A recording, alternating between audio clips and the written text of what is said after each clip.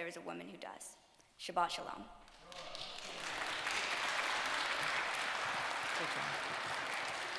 Yasher Koach, that's a great time to say. Yasher Koach.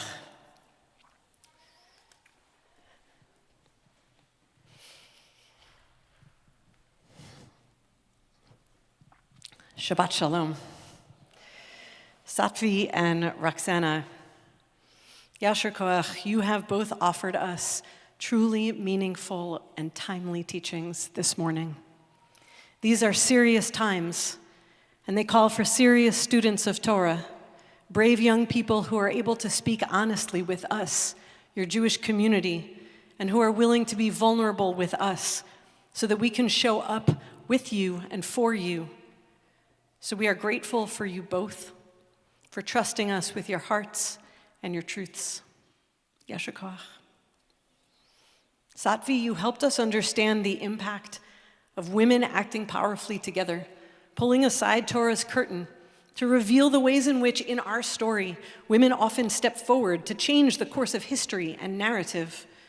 And thank you for sharing the ways in which women, including yourself, are still to this day objectified and plagued by acts of sexual assault and harassment. We are inspired by how you turned your justified anger into compassionate solidarity with others. You've shown us a way to turn towards an uncomfortable reality, tell the truth about it, and say it doesn't have to be this way. This will be critical wisdom in the days ahead. And Roxana, you take us right into the next visionary idea that when we see injustice or suffering, we have the ability to be the heroes that can meet this moment, that we can draw from the courage of Shifra and Pua and Moses and more to live into our own capacity to be the hero of the story, not all by ourselves, but with one another, and to make a real difference, that despite how difficult this moment in history may feel, we are not at the end of our ability to enact kindness and greater compassion and justice. In some ways, we are just at the beginning. This will also be critical wisdom in the days ahead. So how do we do these things? How do we actually live the truths that you just taught us this morning? Satvi, how do we make sure that sexual assault and harassment doesn't live in the darkness or in the fear of not being believed? How do we begin to dream up a world where it's not a normative part of what happens to women? And Roxana, how do we be the hero?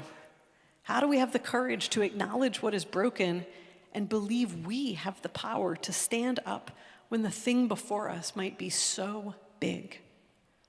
Parshat Shmot offers two ways into these questions. The first is the incident of the burning bush, which also happens in this week's Parsha.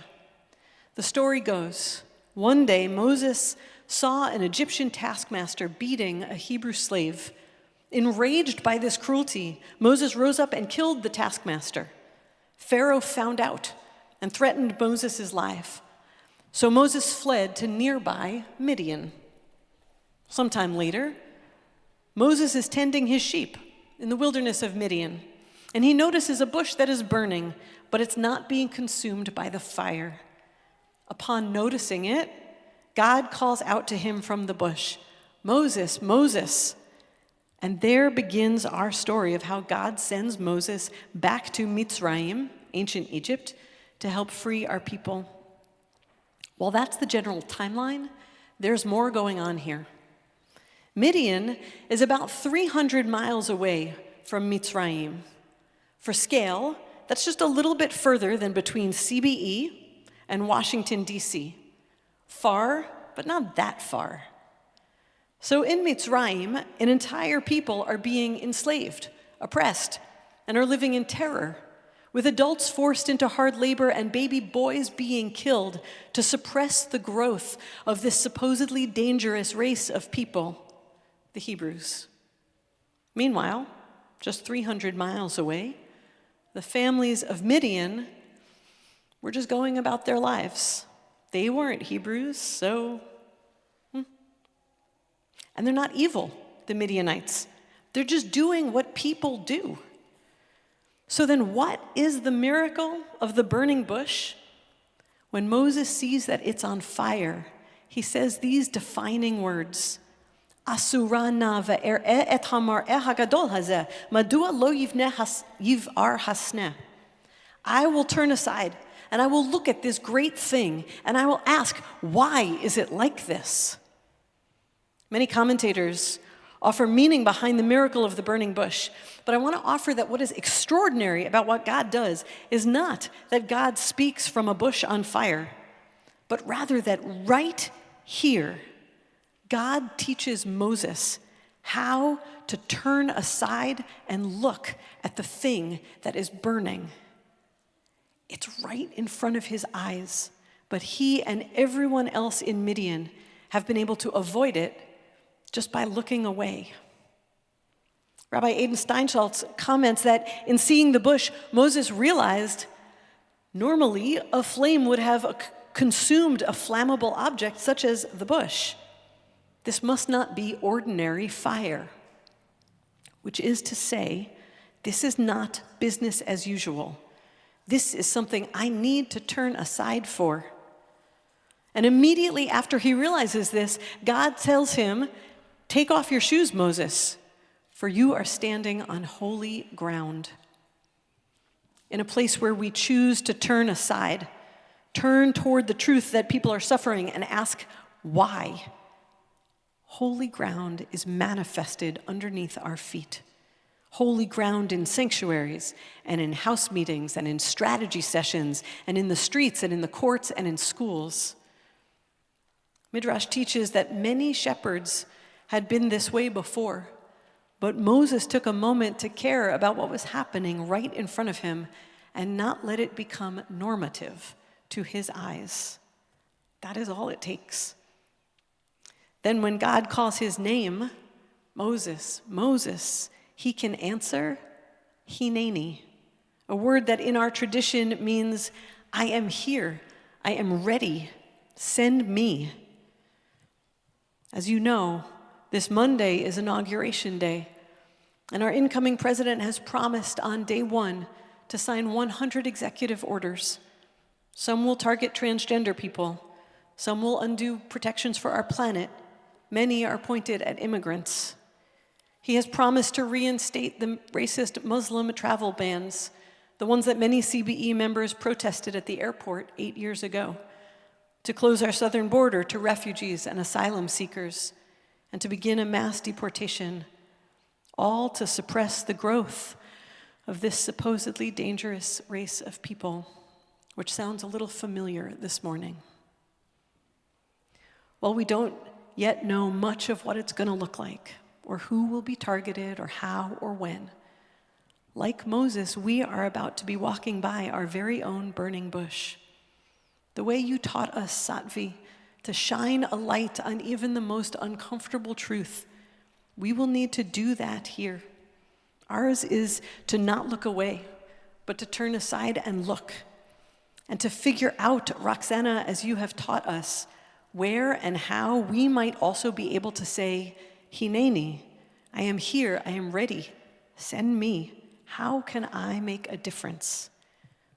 And there we will find that we are standing on holy ground together, each of us with something to offer, big or small, to bring greater kindness and compassion in a difficult time. Which brings us to the second part of Shmot that I want to offer you. This Torah portion goes from Exodus chapter 1, verse 1, all the way through the end of chapter 5.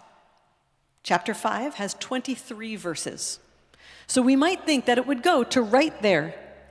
But in fact, the last verse of Parshat Shmot is chapter 6, verse 1. One dangly verse into the next chapter. That's weird. And in its weirdness, it should make us wonder why. And the why is this. In the 16th century, Rabbi Moshe Isserles wrote in his commentary on the Shulchan Aruch, which is our defining medieval legal code, he wrote, one should aim to always begin reading an aliyah of Torah on a good note and end reading it on a good note as well. And that became tradition. Chapter 5's final verse is about how Moses angered Pharaoh. And so Pharaoh made the Hebrews' lives much harder, and they were feeling deep despair. Can't end the Aliyah there. And so another verse is tacked on so that we don't end on a note that is ominous or hopeless. Why does this weird Torah idiosyncrasy matter? Because Torah and Jewish tradition are insistent that when we are feeling despair or anxious or overwhelmed, that we take one more step forward, that we don't let that be the end of the story. Moses was sent to free hundreds of thousands of people from a man who saw himself as a god. It was a seemingly impossible task. And our tasks, whatever they might turn out to be, might feel like a tidal wave some days. So Torah offers us a chapter 6, verse 1, a reminder that that's not where the story ends, to take a breath and to rest, to reach out to others, and then do one more thing, one next thing. This morning, you have taught us the Torah of shining a light and the Torah of hope. Unsurprisingly, your beautiful teachings are deeply intertwined with one another. They are teachings that strengthen each other, which is exactly how we will be in the days and weeks and months ahead, turning aside to see what's hurting the people around us and remembering that we ourselves have the power to make a difference in this world. We are so proud of you both today. You have given us all a chapter 6, verse 1 vision for our world. Yasher koach.